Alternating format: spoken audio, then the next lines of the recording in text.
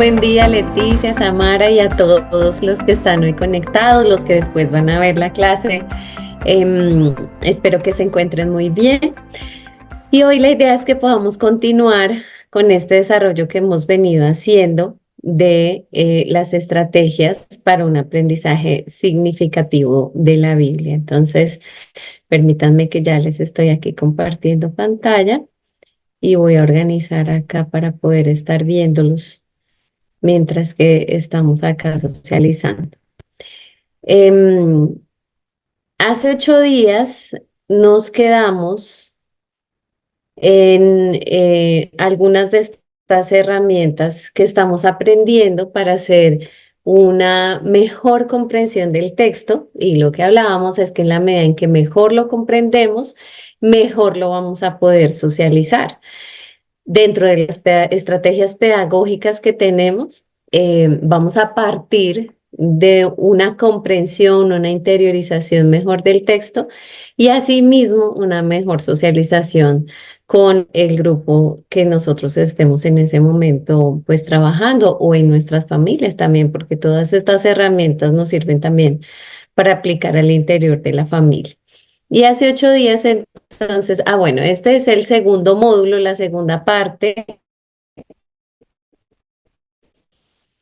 de unas herramientas para el análisis. Vamos con unas, y hoy la idea es que terminemos de desarrollar esas herramientas que nos pueden servir. En la clase pasada hablamos de la delimitación del texto, de la importancia de saber qué pasaje voy a elegir, desde dónde hasta dónde inicia y dónde termina, también con un fin, y veíamos el ejemplo del segundo libro de Reyes, que yo también puedo optar por tomar una parte más breve de la historia de acuerdo al grupo con el que yo voy a estar trabajando. Entonces, eso es también muy importante tenerlo presente.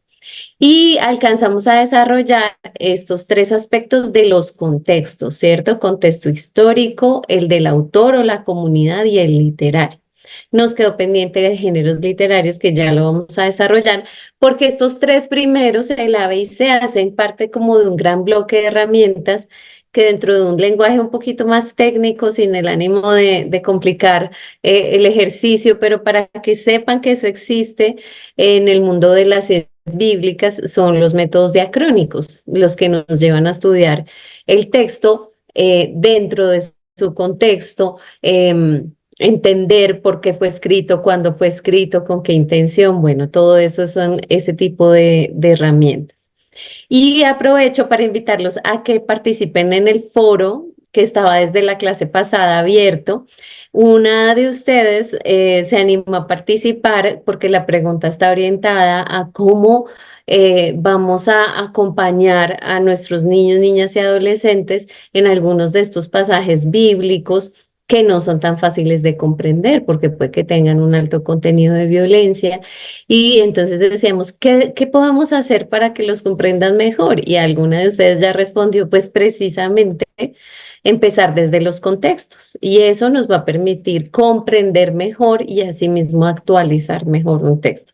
Pero hay poquita participación, entonces ojalá se animen a compartir también sus reflexiones de cómo ir haciendo uso de estas herramientas para nuestros grupos de niños y adolescentes. Entonces vamos con la tercera, que es la de géneros literarios. Recuerden que todo este ejercicio que estamos haciendo responde a la explicación del texto, que es lo que denominamos la exégesis, para ver qué es lo que dice el texto en su propio contexto, qué fue lo que le quiso decir a esos primeros destinatarios. Ya dentro de 8 días nos ocuparemos del ejercicio de hermenéutica, y ya la homilética, o cómo lo comunicamos, que también tiene una parte muy pedagógica, pues ustedes están recibiendo las herramientas en otro módulo.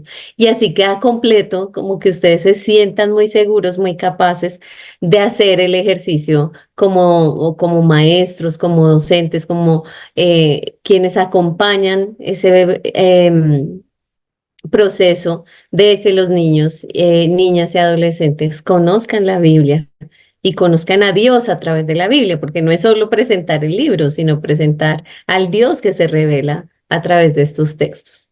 Entonces les decía que hoy la idea es que hablemos en primer lugar de los géneros literarios, que también se entiende como un aspecto fundamental para poder entender bien un texto. Y creo que muchos de los errores de interpretación que hemos hecho y mucho de esta como juicio que se ha hecho sobre la Biblia, se ha hecho partiendo de no comprender los géneros, porque si entendiéramos que en la Biblia está escrita a través de unos géneros literarios, pues no haríamos interpretaciones literalistas que nos llevan también a unas posturas muy fundamentalistas y sino que más bien diríamos, ah, bueno, esto está escrito en un género y por eso responde a unas realidades que a veces hoy ya no son tan cercanas para nosotros, porque decíamos que este texto fue escrito hace más de 2000 años y que claro, esa diferencia hace que nosotros hoy necesitemos hacer este esfuercito de comprender, bueno, por qué lo escribieron de esa forma.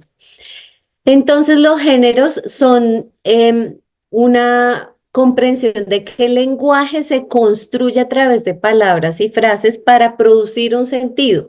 Cuando alguien se propone, hoy que tenemos tantas formas de comunicar y miren todas estas redes sociales, si voy a Twitter tengo que hacerlo brevemente porque solo me permite unas palabras. Entonces, que en Instagram la comunicación se da de una forma más visual y que en TikTok entonces es por video. Y eso detrás son formas en las que construyo una información o un mensaje que va a producir un sentido en el destinatario de esa información o de ese mensaje, pero no todo el lenguaje es igual. Cada obra es diferente a otra y tiene, por tanto, una forma específica, y eso pasa en la Biblia. No es lo mismo un salmo a un relato del libro de Reyes que estamos leyendo, a una parábola que contó Jesús en el Evangelio o a una carta que escribió Pablo. No son iguales. O al libro de Apocalipsis, que es uno de los más mal interpretados porque no entendemos que es un género literario y que responde a unas características muy propias de su época. Entonces, todo se comunica de una manera distinta, de una forma distinta. Y todo texto bíblico tiene una forma individual, unos rasgos comunes de contenido y un lenguaje que digan, bueno, esto es de determinado género literario. Nosotros ahí empezamos a comprender, ah, ya, esto tiene ciertos rasgos que nos permite comprender que es un género apocalíptico o que es un género epistolar o que es un relato que tiene un inicio, un nudo, un desenlace o que es un salmo, entonces más un canto y tiene toda una rítmica que fue compuesto con esa intención. Esas formas nosotros las debemos ir detectando. Entonces el género es un molde lingüístico que tiene una intención. Miren cuál es el propósito: orientar al lector a percibir cuál es el sentido del texto. Porque si a mí me lo hablan de esta forma, entonces yo ya voy a poder comprender lo que el emisor me quiere comunicar. Y los autores bíblicos al expresarse han usado los recursos literarios que disponían en ese tiempo y se han servido de esas formas propias del ambiente en el que ellos se encontraban y del público al cual se dirigían. Esto lo debemos tener muy presente a la hora de estudiar un texto para no forzarlo a creer que dice algo que realmente no tiene la intención de decir. Y miren que cuando hablamos de género, y si lo pasamos a géneros musicales, nosotros lo entendemos. Acá estamos hablando de géneros literarios, pero aquí que estamos de muchas partes de Latinoamérica, yo que soy colombiana y sé que acá hay algunos, si acá escuchamos un acordeón, de una nosotros que vamos a pensar, ¿qué género es? ¿Quién está por ahí que sepa? Uno escucha un acordeón y uno ya sabe que es un género vallenato. ¿Cierto? Ahí Samara me iba a ayudar. Eso por ahí escribieron en el chat. Entonces sé que es el vallenato, porque ya de una yo siento o escucho un acordeón y lo asocio, lo vinculo a un género específico y ese género tiene unos ritmos y ese género tiene hasta unas formas en las que se baila, ¿sí? Eso tiene unas características. Yo de una logro hacer un vínculo que si escucho un acordeón, lo vinculo con el género vallenato.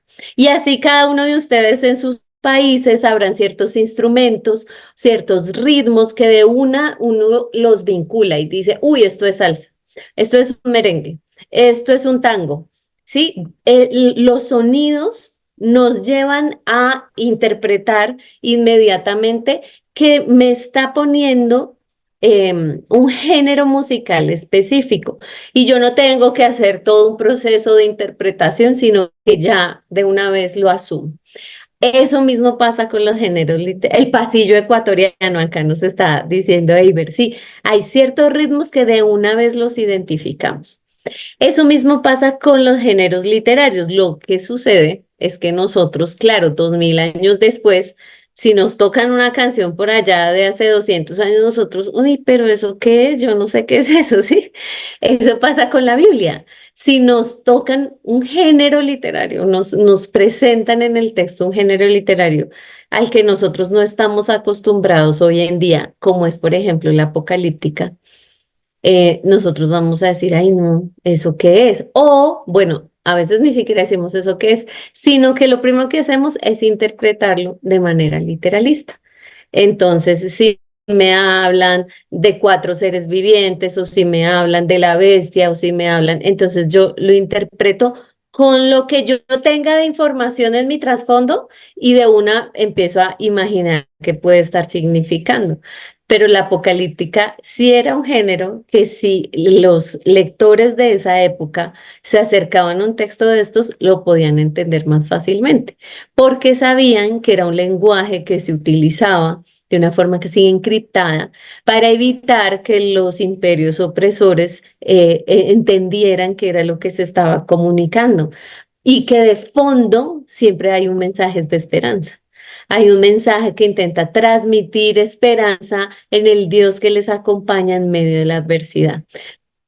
Pero por el contrario, nosotros a veces hemos interpretado un género como el apocalíptico, que es como el en el que a veces más hemos fallado, como un género que nos genera es miedo y susto y como una desconfianza y el texto lo que intenta es transmitir esperanza. Y ahí es donde empieza a sonar mal. Si nos ponen un ritmo y nosotros lo interpretamos de otra forma.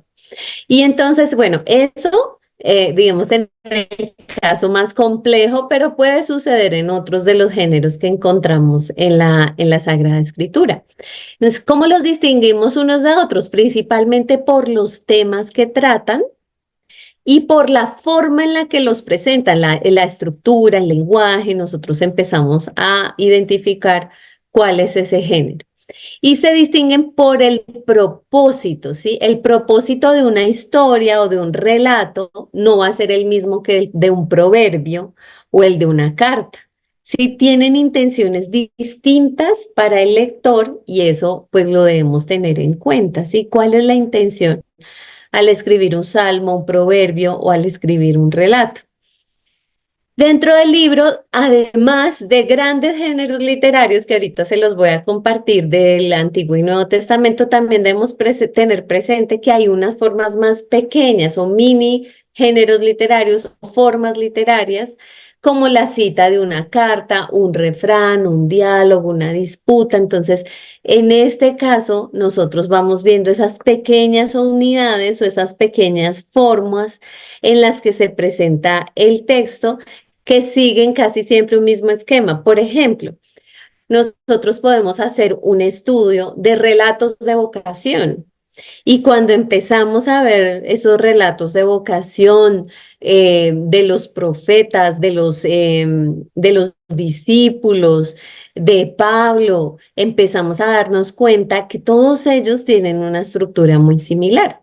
Sí, se empieza con un llamado de parte de Dios, casi siempre hay una objeción o una resistencia por quien es llamado, hay un desenlace, entonces tienen algunos detalles muy similares y nosotros a todo ese género lo llamamos relato de vocación y hacemos un análisis teniendo en cuenta como esas características de llamado o vocación que se está realizando a un personaje. Entonces, cuando el autor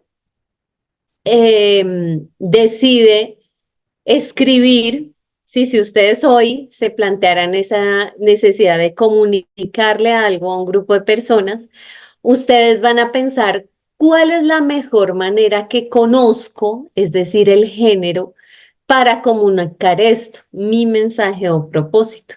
Entonces, uno se plantearía cuál es esa forma que hoy voy a utilizar para transmitir esa idea. Y el género, esa manera de hablar o de escribir, es el medio que se emplea, el lenguaje que se utiliza para dar a conocer un mensaje. Ese, lo que desea comunicar, obviamente, pues es el mensaje y el propósito del mensaje se sitúa al nivel de la voluntad o los sentimientos. Es lo que el emisor desea que el receptor haga o sienta o su respuesta o reacción al mensaje. Volviendo a nuestro texto de Segunda de Reyes, en el pasaje de Naamán con la muchacha, hablábamos que estaba escrito en un momento del exilio, en ese tiempo entre el exilio y el posexilio, en el que las personas están viviendo una experiencia de encuentro con naciones extranjeras a las que se van a ver enfrentados. ¿Le hacemos el bien a estas personas o no se lo hacemos? Y entonces vemos ahí que ahí hay un propósito, una intención que tiene el autor de comunicar una historia que había sido transmitida de forma oral y que en ese momento tiene la intención de decir, miren, así como se vivió esta experiencia entre Naamán y Eliseo y la muchacha, así ustedes también van a poder vivir esa misma experiencia con las nuevas personas que ustedes están enfrentando. ¿Y qué hizo? Nos narró una historia y es la que hemos venido estudiando. Entonces, de una forma muy general, en el Antiguo Testamento tenemos algunos géneros que son la narrativa histórica, las sagas o narración, esas sagas que muchos de estos grandes personajes a veces tienen relatos extensos y donde a veces se sobredimensionan sus acciones, pero con el fin de que sus lectores conozcan las grandes historias de estos personajes de la historia del pueblo de Israel. Hay muchos, tenemos, sobre todo en el Pentateuco, muchos textos que hablan del culto o de normas, ¿sí? De leyes y también eso constituye un género literario particular en el Antiguo Testamento. Tenemos otro que es el género profético, que tenemos varios libros que usan este género también, como pues a través de estos personajes que surgieron en un periodo específico con una función y un papel muy específico y que hoy tenemos estos libros a los que incluso les llamamos libros proféticos. Y otro género que es el sapiencial, que es también muy interesante y distinto, ¿sí? Es distinto leer Jeremías a leer Job. No lo podemos leer igual porque la intención de los libros es diferente. Entonces ahí es donde empieza a mejorar nuestra comprensión e interpretación en la medida en que yo hago esa claridad de cuál es la intención de este texto a través del género literario en el que fue escrito. Y en el Nuevo Testamento, pues tenemos uno muy grande que se llama Evangelio, el Evangelio, que significa esa buena noticia que se quiere venir a comunicar a través de la vida de Jesús. Tenemos las cartas, que son las que se dirigen a una comunidad específica.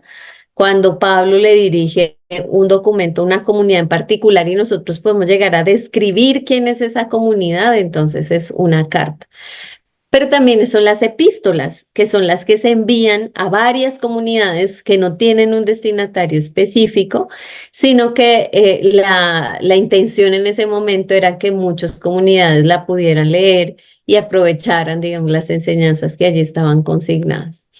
Y tenemos ese otro género que es el apocalíptico, todo un libro que tenemos en el Nuevo Testamento, donde se nos habla de una manera muy particular en un lenguaje que hoy nos cuesta mucho comprender, pero que hoy ya a través de todos los estudios que se han hecho podemos acercarnos mucho mejor a una comprensión del lenguaje apocalíptico, que no solo es del Antiguo Testamento, sino que perdón, del Nuevo Testamento, sino que en el Antiguo ya tenemos algunos libros que tienen unos pequeños textos sobre también apocalíptica. Entonces, la idea es que nosotros profundicemos un poco más en esto de los géneros y empecemos a estudiar y entender los textos de esa forma.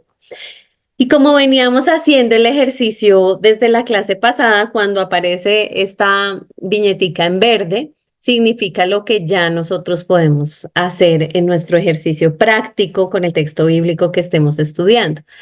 Entonces, en este caso es determinar el género literario de la perícopa o del pasaje bíblico, bien sea una parábola, un relato, y si es un relato, entonces es de curación, de milagro, de vocación, o si es un discurso que se está comunicando como los sermones de Jesús en el Evangelio de Mateo, o es una profecía, o es un género apocalíptico, es un proverbio, un salmo. ¿Qué es lo que yo estoy estudiando y qué características tiene este género? ¿Sí? ¿Cuál es lo más particular que tiene para poder entender mejor cuál es esa intención del autor?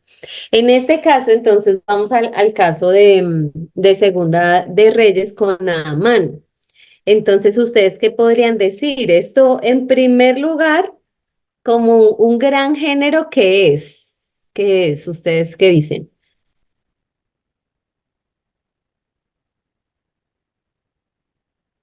¿Quién se anima?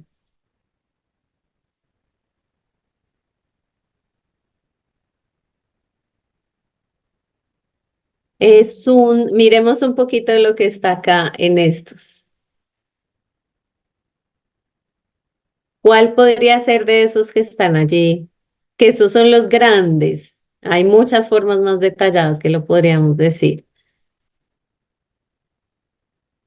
Un narrativo, ajá, entonces es un narrativo histórico. Entonces empezamos por describir que esto es un género narrativo. ¿Por qué? Porque es un relato, ¿sí? Es una historia que inicia con unos personajes que se involucran y que al final tiene un desenlace, ¿sí? Entonces, es un relato, es decir, es un relato lo podemos también, casi que se puede asumir como un sinónimo, es una narración de una historia, un hecho que nosotros a veces, en algunos casos, especialmente en el Nuevo Testamento, uno intenta llegar hasta el núcleo histórico, sí, que de esto fue 100% histórico, pero lo que vemos es que sí tiene unas características de un momento en el pueblo donde había una monarquía y donde hay un profeta y que ese profeta tiene unas funciones. Y dentro de esas funciones, entonces, tiene la posibilidad de curar. Entonces, diríamos que es un relato de curación, para hacerlo más específico, ¿cierto? Hace 8 días ustedes decían cuáles eran los elementos, que estaba la fe, que estaba la misericordia, sí, otros elementos que ahorita vamos a tener muy presentes, pero que hasta este momento podemos decir, bueno, estamos analizando un relato de curación a través de un profeta del Antiguo Testamento, que es Eliseo. Entonces, hasta ahí podríamos ir avanzando en esto y nos llama la atención. Miren que uno empieza a hacer puntos de contacto. Qué interesante que Jesús también se caracteriza mucho por esto.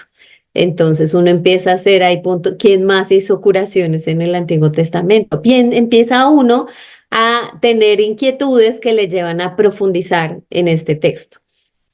La siguiente herramienta que vamos a estudiar es el análisis literario del texto, que como les decía hasta hace un momento, estábamos estudiando las herramientas que en ciencias bíblicas denominamos las diacrónicas, que tienen que ver mucho más con los contextos históricos. Incluso hay algo que se llama el método histórico crítico, que es como una forma de estudio de análisis del texto a través de los detalles de los contextos que estamos estudiando, históricos, comunitarios, literarios, del género. O sea, yo entiendo el texto allá donde se escribió, eso es lo que quiero, ir allá donde se escribió, en el momento, a quién se le escribió, todos esos detalles que me llevan a comprenderlo mejor. Pero eso es una parte. A veces nos descresta mucho esa parte y nos quedamos ahí, pero no es la única.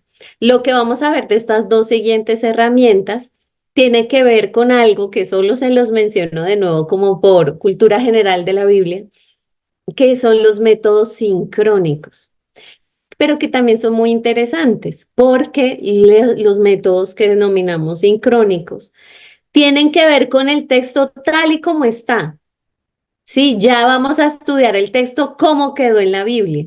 Ya hicimos un análisis previo de todos los contextos, pero ahora queremos analizarlo y miren que es que nosotros también tenemos un texto que nos permite un análisis de forma literaria. Sí, cómo está ahí, qué palabras tiene, qué relaciones hay entre las palabras, qué personajes, qué verbos usa. Sí, ya no nos vamos a ir como atrás en el texto, sino a verlo hoy ya como nos quedó. Y eso se denominan los métodos sincrónicos, que, o sea, digamos a nivel exegético tiene un campo muy amplio, muy detallado, pero que acá vamos a estudiar los detallitos que nos pueden servir para este ejercicio que estamos haciendo de comprender mejor los textos con nuestros destinatarios, que son los niños. Miren, todo esto que estamos estudiando es como la tarea previa del docente, del maestro. Si nosotros esto no se lo vamos a ir a contar y género y el género, el relato, no, esto es lo que yo hago previamente para comprender mejor el texto y luego poderlo comunicar de una mejor manera. Entonces, en el análisis literario, debemos comprender que un texto escrito es un tejido de palabras, un tejido de frases y de párrafos que cuando los uno comunican un mensaje completo o un sentimiento de quien escribe, ¿sí? Eso que se quiere llegar a transmitir a esos destinatarios, pero voy tejiendo esas palabras.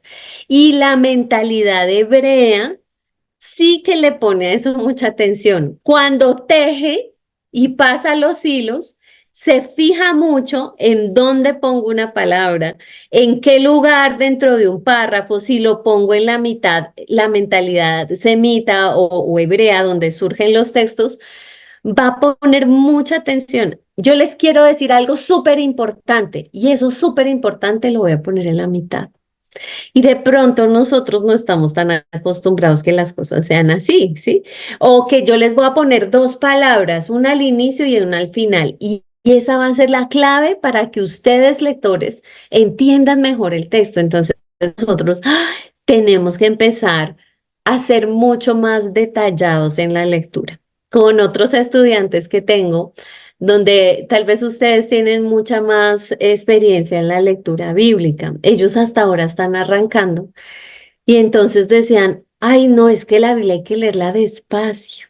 Y claro, porque es que nosotros a veces si hacemos lecturas muy rápidas o queremos leer tres capítulos en un día, pues bueno, puede ser de provecho de cierta forma avanzar en un contexto muy general, pero se pierden los detalles. Y en la Biblia hay muchos detalles, porque de esa forma se escribió, porque al autor bíblico le interesa cada palabra que puso, cada frase que puso, cómo lo escribió, el orden que las puso. Al autor bíblico eso le importa. Y si yo de pronto leo y leo y leo, pues no percibo esos detalles que están dentro del texto. Entonces, es necesario aprender a leer correctamente cada palabra, cada frase, cada párrafo y poder así entender lo que el autor nos quiso expresar, porque él sí se tomó el tiempo de pensar cómo dejar los textos para que nosotros pudiéramos entender mejor su intención, lo que realmente nos quería él comunicar.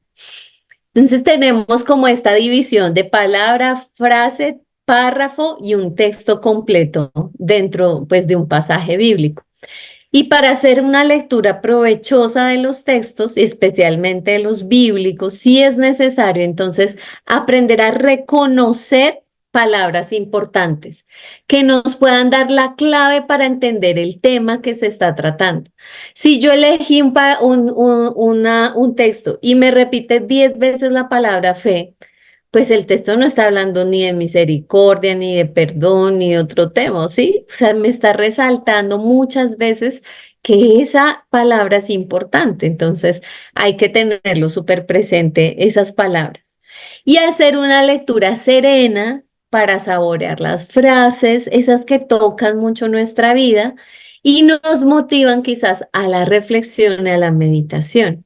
Siempre cuando ustedes hagan una lectura, además de ver las palabras más importantes, entonces, uy, esta frase me llama mucho la atención o me genera dudas, me genera una inquietud, me parece compleja entender. Entonces, siempre fíjense detalladamente en los textos para poder sacar esa riqueza que está al interior de los mismos y descubrir en cada párrafo el mensaje central que nos quiere comunicar. Si hay una idea, y a veces es difícil para nosotros comprender esa idea por un motivo, y es que en nuestra experiencia de fe escuchamos muchos mensajes y tenemos muchos lugares comunes acá en nuestra biblioteca cerebral. Entonces ya sé muchos temas que todo eso está acá y yo casi siempre vuelvo a lo mismo y vuelvo a lo mismo y me dicen un texto y digo lo mismo. Y no, la idea es que cada vez que nos acerquemos a la palabra, podamos encontrar un mensaje que nos renueve. Y más si vamos con una mentalidad, este mensaje es para los niños o para los adolescentes. Entonces, ¿cómo hoy yo puedo llegar a entender algo más de este texto o verlo de una manera distinta porque me acerco desde esta perspectiva que es un mensaje para este grupo en particular? Entonces, ¿qué vamos a hacer cuando tengamos que realizar un análisis literario? Lo que yo primero les invito es a segmentar el texto. ¿A qué me refiero con segmentar? Voy a ir primero a explicarles que es la segmentación y es dividir el texto en frases, porque de nuevo nosotros hacemos una lectura a veces muy rápida y se nos olvida ver los detalles que hay en el texto. Entonces aquí tengo un ejemplo breve que es el de la curación de la suegra de Pedro. Entonces miren cómo yo usando los verbos divido las frases para poder irme haciendo una idea de cada una de estas palabras y frases relevantes. Entonces dice, al salir, el versículo 29 lo divido en dos partes. La primera parte es al salir de la sinagoga y la segunda, vinieron a casa de Simón y Andrés con Jacobo y Juan. Miren que ahí ya me está proponiendo un escenario. Está saliendo del lugar que es religioso en ese momento de la sinagoga y se va a la casa. Y si yo he aprendido un poquito de Marcos, sé que la casa es un lugar teológico fundamental. Jesús hace muchas acciones en las casas, como un lugar donde se empieza a crear esa nueva experiencia de comunidad, que ya no es en la sinagoga o en el templo, sino va a ser al interior de las casas donde él va a empezar a actuar. Entonces, ¡ay! Y se fue. Y además se fue con algunos de esos muy cercanos que ya estaban caminando con él. Y después la otra frase, y la suegra de Simón estaba acostada con fiebre. Y otra frasecita, y enseguida le hablaron de ella. ¡Ah! Alguien le dijo, sí, entonces, ay, alguien se animó a contarle la situación que está viviendo. Y entonces dice, entonces él se acercó. ¡Ah!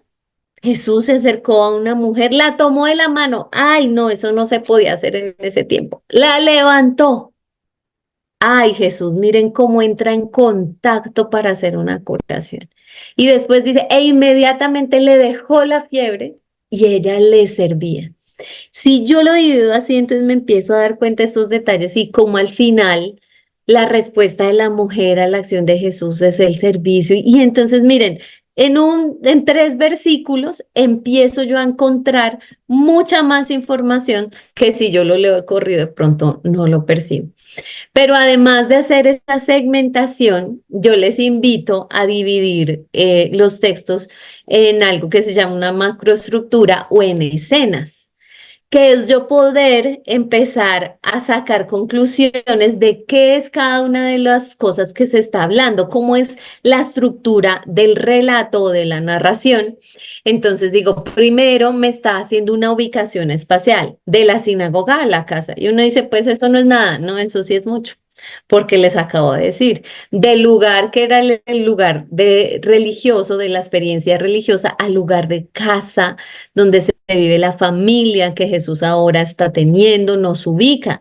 Si nos ponen en un contexto distinto, por acá estaban hablando, se llama concéntrico, muy bien, por ahí. Y alguien ya sabe de esas estructuras que hay en el análisis literario que nos sirve mucho para entender cómo los hebreos construyen los textos. Luego entonces le hablan a Jesús de la enfermedad. Miren, si yo estoy haciendo una prédica, entonces yo digo, miren lo valioso que es que otros puedan entender las necesidades que tiene esta mujer en este momento y no se quedan callados y no se van a hablar a Jesús, porque ahí ya tengo un montón de detalles que me sirven para la hora de comunicar un mensaje. La curación que se hace a través del contacto. ¿Qué significa el contacto en este tiempo? ¿Por qué Marcos nos habla tanto del contacto? Porque los otros evangelios ya no nos hablan tanto de eso. Bueno, entonces, un montón de detalles que yo empiezo a percibir cuando yo hago el análisis más detallado de los textos. Es la invitación a que los pongamos de esta forma para poderle entender mejor. Entonces decía, el primero segmentarlo, que es esto que les acabo de mostrar, o sea, ponerlo en frases y ojalá también ponerles unas escenas de cómo se va llevando el ritmo, la narración, el hilo del relato. Luego entonces yo empiezo a observar cuál palabra nos llamó la atención, ¿sí? Entonces de pronto alguno del relato acá que estábamos poniendo, ejemplo, dice, y le servía. Qué interesante que la respuesta inmediata de la suegra de Pedro haya sido el servicio. Eso ya me da un enfoque total para una enseñanza. Si desde ahí yo puedo partir para elaborar una enseñanza. Reconocer las frases cortas, cuáles nos gustan, qué nos llama mucho la atención. Contar el número de párrafos para y ver qué es lo que nos está comunicando o esas escenas que les mostraba, tiene 3, 4, 5 escenas, cómo está llevando el ritmo cada una de esas escenas. Sí, que es el hilo, la trama, diríamos, en el análisis narrativo que está utilizando el narrador para conducirnos hacia un mensaje. Y ver el texto en su conjunto, ¿sí? De qué tema está tratando. Entonces, vamos, les invito a que tengan ahí en su Biblia el texto de Segundo Libro de Reyes, el capítulo 5, y vamos a intentar de nuevo ver eso, sí, estos detallitos que estamos analizando en el texto. Entonces, vamos a, no sé si a leerlo nuevamente, porque pues, bueno, leámoslo como para tenerlo muy presente y que ustedes vayan identificando esto. ¿Qué palabras les llaman la atención? ¿Cuáles frases cortas les gustan? ¿Qué es la idea que está comunicando en cada uno, esa trama, ese hilo que está poniendo el narrador? Listo, entonces, ¿quién se anima, porfa, a ayudarme a leer el pasaje del segundo libro de Reyes del 1 y lo habíamos segmentado hasta el 14? Porque aunque el relato continúa, decíamos que para la intención de un ejercicio con niños iba a ser muy extenso. Diana, te agradezco entonces que lo leas. Buenos días. Buenos días. El 5 del 1 al que, perdón. Al 14. Listo, dice. Naamán, general del ejército del rey de Siria, era varón grande delante de su señor y lo tenía en alta estima, porque por medio de él había dado Jehová salvación a Siria. Era este hombre valeroso en extremo, pero leproso. Y de Siria habían salido bandas armadas y habían llevado cautiva de la tierra de Israel a una muchacha, la cual servía a la mujer de Naamán. Este dijo a su señora: si rogase mi señor al profeta que está en Samaria, él lo sanaría de su lepra. Entrando Naamán a su señor, le relató así, así y así ha dicho una muchacha, que es de la tierra de Israel. Y le dijo el rey de Siria, anda, ve, y yo enviaré cartas al rey de Israel. Salió pues él llevando consigo 10 talentos de plata, 10 talentos de plata, y 6.000 piezas de oro, y 10 mudas de vestido. Tomó también cartas para el rey de Israel, que decían así: cuando lleguen a ti estas cartas, sabe por ellas que yo envío a ti mi siervo Naamán, para que los sanes de su lepra. Luego que el rey de Israel leyó las cartas, rasgó sus vestidos y dijo: ¿soy yo Dios que mate y dé vida para que éste envíe a que sane un hombre de su lepra? Considerad ahora y ved cómo busca ocasión contra mí. Cuando Eliseo, el varón de Dios, oyó que el rey de Israel había rasgado sus vestidos, envió a decir al rey: ¿por qué has rasgado tus vestidos? Vengo ahora a mí y sabrá, venga ahora a mí y sabrá que hay profeta en Israel. Y vino Naamán con sus caballos y con su carro, y se paró en las puertas de la casa de Eliseo. Entonces Eliseo le envió un mensajero diciendo: ve y lávate 7 veces en el Jordán, y tu carne se restaurará y serás limpio. Y Naamán no, se fue enojado, diciendo: he aquí, yo decía para mí, saldrá él luego y estando en pie invocará el nombre de Jehová su Dios, y alzará su mano y tocará el lugar y sanará la lepra. Habana y Farfar, ríos de Damasco, no son mejores que todas las aguas de Israel. Si me lavara en ellos, no seré tan bien limpio. Y se volvió y se fue enojado. Mas sus criados se acercaron y le hablaron diciendo: Padre mío, si el profeta te mandara alguna gran cosa, ¿no la harías? Cuanto más diciéndote: lávate y serás limpio. Él entonces descendió y se zambulló 7 veces en el Jordán, conforme a la palabra del varón de Dios, y su carne se volvió como la carne de un niño y quedó limpio. Muchas gracias, Diana. Muy bien. Entonces, ¿qué palabras les llaman la atención de las que ustedes encuentran allí en el texto? Que si ustedes dijeran: "Ay, yo esta palabra la quisiera profundizar", o ustedes notan, por ahí está el sentido del texto.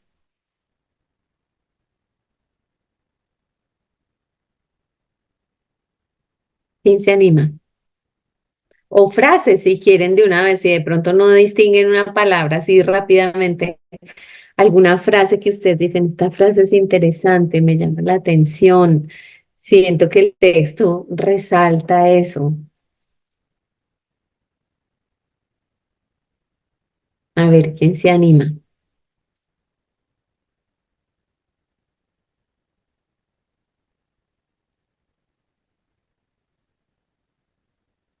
Pablo, Pablo Delgadillo. Maestra, buenos días. Disculpe, entré con el Zoom de mi papá. Soy Liz Delgadillo. Hola, Liz, tranquila. ¿Cómo está, maestra? Sí, bueno, vi ahí el tema de la obediencia final de Naamán a las indicaciones del profeta, ¿no?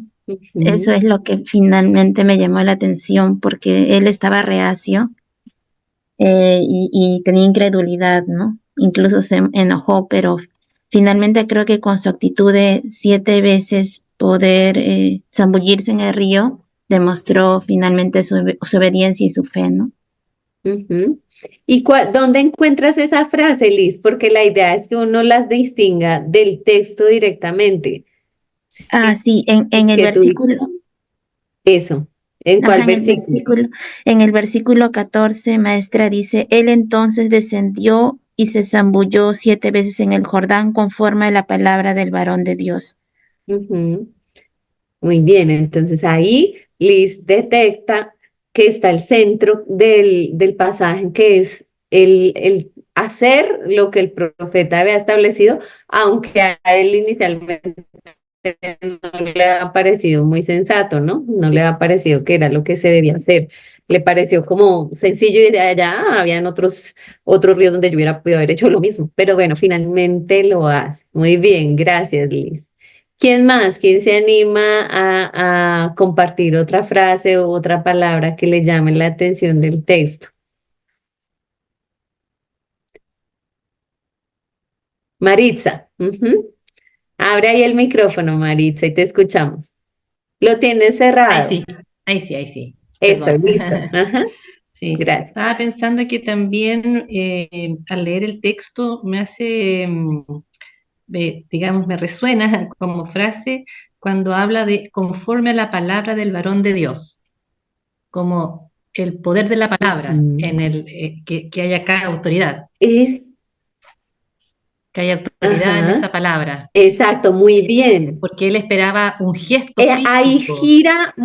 perdón. No, dale, dale, dale, Maritza. Sigue. Ah, pensé que ibas a continuar.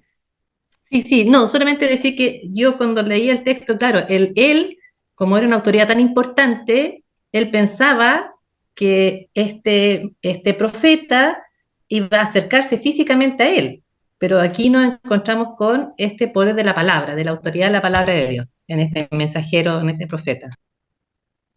Así es excelente porque eso va a distinguir la acción del profeta.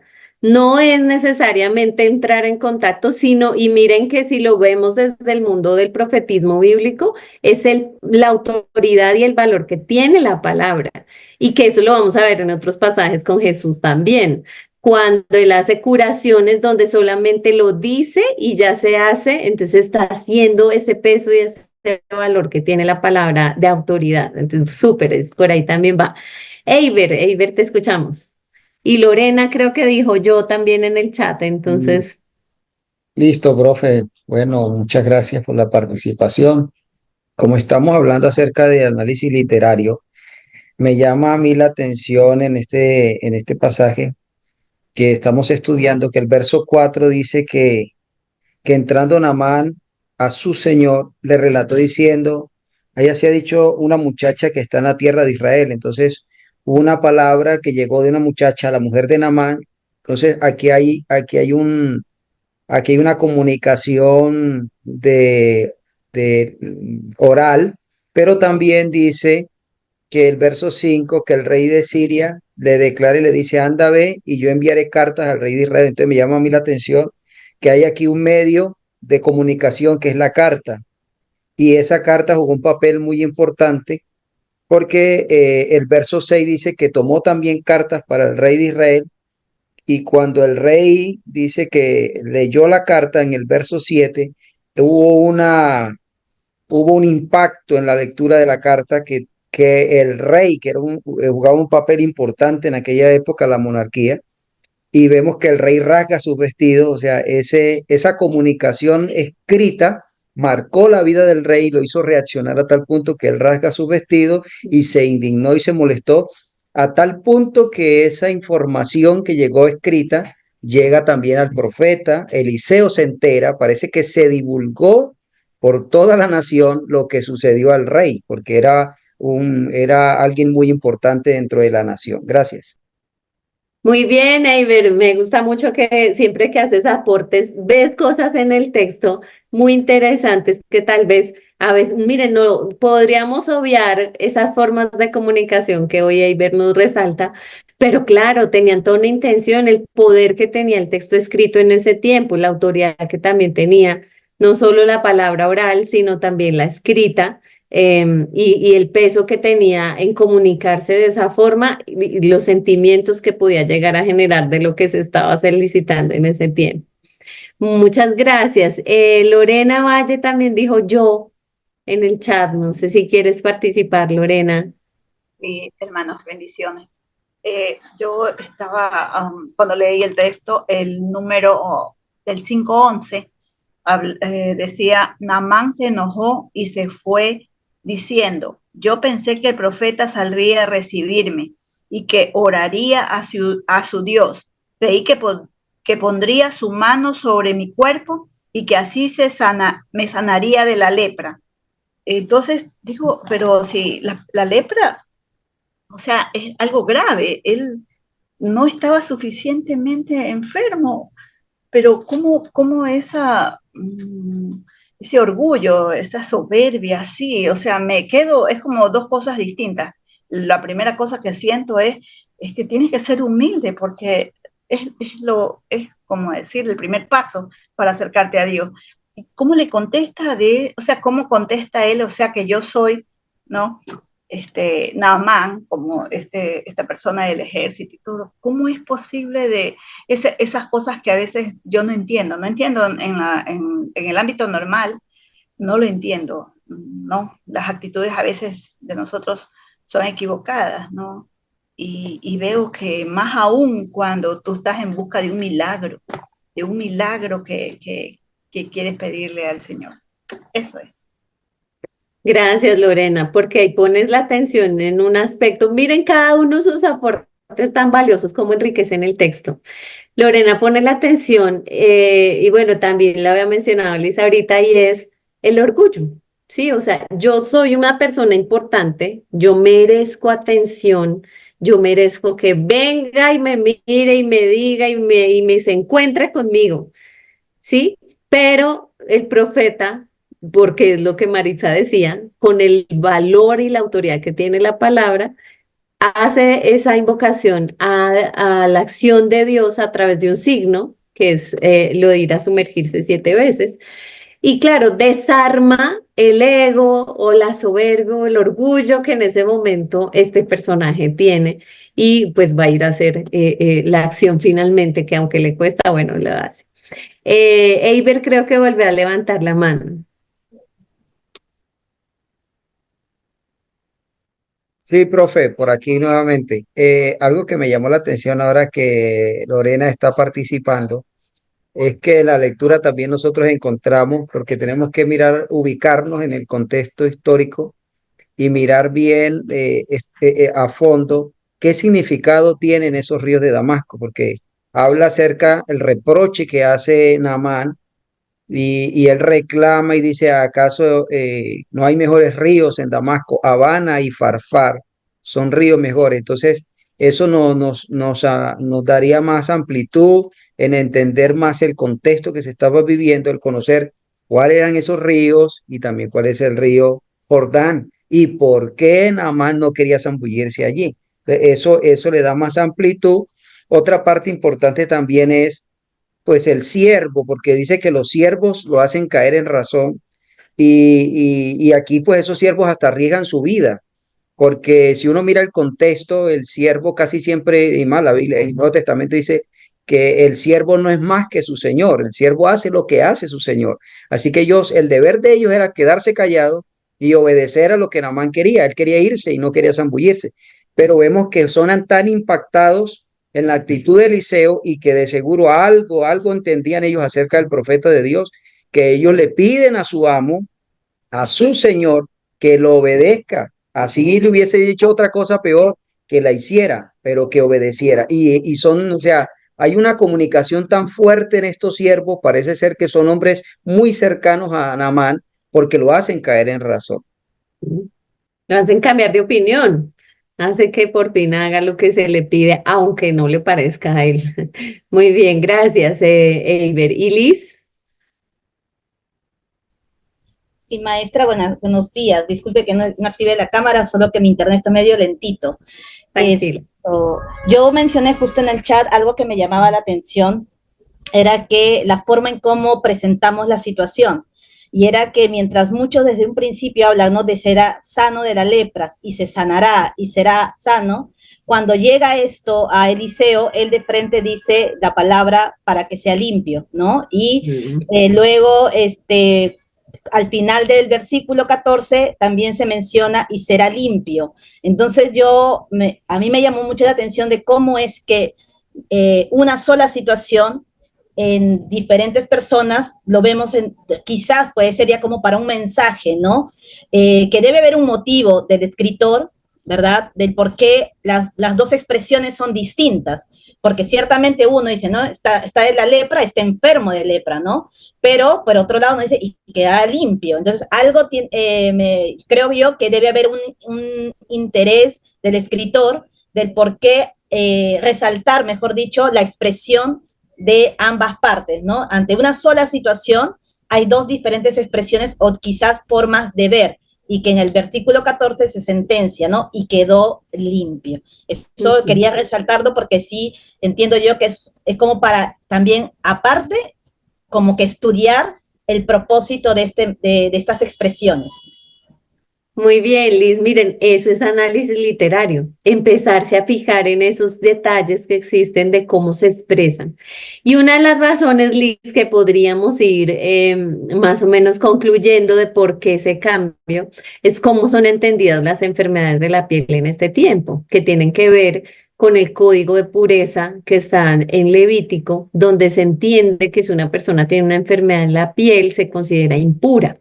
Y que eso también lo vemos en el texto del leproso en el Nuevo Testamento con Jesús. Entonces, claro, la impureza nos lleva a comprender que la acción de curarse de esa enfermedad en la piel termina siendo de limpieza de esa impureza que se considera la enfermedad en la piel en este tiempo, que llegó a ser un signo de discriminación, porque finalmente a quienes vivían estas enfermedades, lo vemos en los tiempos de Jesús, en los relatos, pues mucho más claramente, tenían que vivir de una forma aislada, si se consideraban culpables de esa situación que vivían, porque como la enfermedad se entendía como un pecado, si era consecuencia del pecado, entonces era porque estaban apartados de Dios y por eso estaban enfermos y la enfermedad los llevaba a estar impuros. Pero Jesús vino a cambiar todo eso y ahí toca dejarlo súper claro, porque ¿qué hace Jesús? Los toca, entra en contacto, les dignifica y cuando les cura, les restaura no solamente su aspecto físico, sino su dignidad social y religiosa. ¿Qué pasa con los que tienen enfermedades en la piel o pasa con la mujer con flujo de sangre? Porque no era solo una enfermedad física, sino algo que le ponía una segregación a nivel social y a nivel religioso. No podían participar en nada. Un estigma completo sobre ellos por algo que hoy entendemos que la enfermedad no tiene que ver con el pecado directamente, sino que pues hay enfermedades que nosotros no podemos entender su origen y que Jesús viene a redignificar y a decir, no, ustedes no pueden vivir en una experiencia de exclusión, sino de bienestar en el encuentro con Jesús. Entonces, pues es súper interesante. Y mira que tú lo notaste, Liz, en el uso de las palabras que están ahí. Eiber. Una pregunta. Es porque usted ahora que nos habla acerca de la ley para los leprosos, me llama la atención que a los que se le presentaban los leprosos eran los sacerdotes. Entonces, la pregunta sería, ¿no había sacerdote que llevaron el leproso o acudieron fue a Eliseo? Porque el sacerdote era el que declaraba limpio. Ajá, puede ser, es que esto se da en un contexto incluso que es un extranjero, ¿no? Pero que los términos que se utilizan están siendo utilizados desde el liceo como, pues, que si fuera uno de las prácticas mismas de su pueblo, ¿sí? De lo que en su momento consideraban que era necesario, que era una experiencia de purificación o de limpieza. Pero también qué instituciones estaban vigentes en ese momento. El liceo estaba en el Reino del Norte. En el Reino del Norte habían roto con el Reino del Sur, que era donde estaba el Templo de Jerusalén y el sacerdocio. Eso nos puede ir dando luces de por qué de pronto esta figura de limpieza con el sacerdote no está presente en el texto. Ahí ya estábamos en la experiencia del reino dividido. Bueno, es que eso es un gran paréntesis acá en la clase. Pero cuando se hace la división entre Roboam y Jeroboam en el reino del norte, les hacen esa prohibición de ir hasta el sur al templo. Entonces, quizás las instituciones estaban en ese momento de coyuntura donde había una división grande y eso hace que no se viva esa misma como instrucción que conocemos por el Nuevo Testamento y bueno, y por las leyes de pureza y santidad de cómo iba a ser un proceso de purificación. Entonces, puede ser por esa línea y ver que lo podemos entender. Bueno, por aquí está también Elba que nos dice, en 5:11 me llama la atención que Naaman pensó que las cosas se iban a hacer a su manera, como él pensaba, como muchos somos, así queremos que las cosas sean hechas a nuestra voluntad y no la de Dios. Y Tichi dice, la lucha contra la injusticia, la dualidad humana, la búsqueda de sentencia, la crítica social, política, la importancia de la solidaridad y la empatía. Muy bien.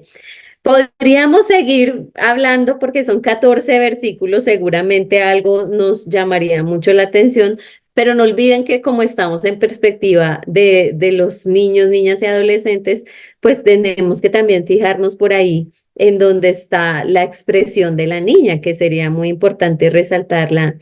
En este momento que es el versículo 3, dice, si mi Señor pudiera presentarse ante el profeta que hay en Samaria, él le curaría de su lepra. Mire la certeza, la convicción que tiene ella, es solamente ir a entrar a hacer ese contacto y él iba a encontrar ese bienestar respecto a esa situación que estaba experimentando en su piel. Entonces, también no olvidarnos que esa, para mí, en este contexto, muchas, es que miren, cada uno, si nos propusiéramos en este momento elaborar una enseñanza a partir del texto, nuestra historia, porque toda la lectura de la Biblia siempre hace así, nuestra historia, lo que estamos hoy viviendo, nos conduce a darle una mirada al texto, que es la que cada una de ustedes le da.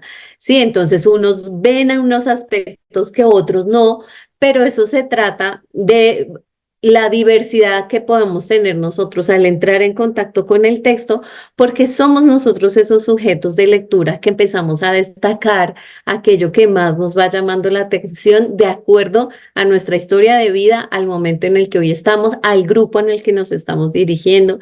Eso es lo que pues uno debe tener súper presente y miren qué chévere tener estos espacios en los que nos damos cuenta de la diversidad que podemos encontrar en la lectura de un solo texto.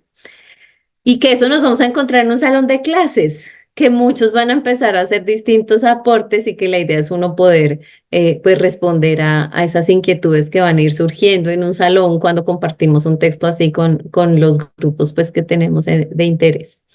Bueno, este espacio ya lo desarrollamos.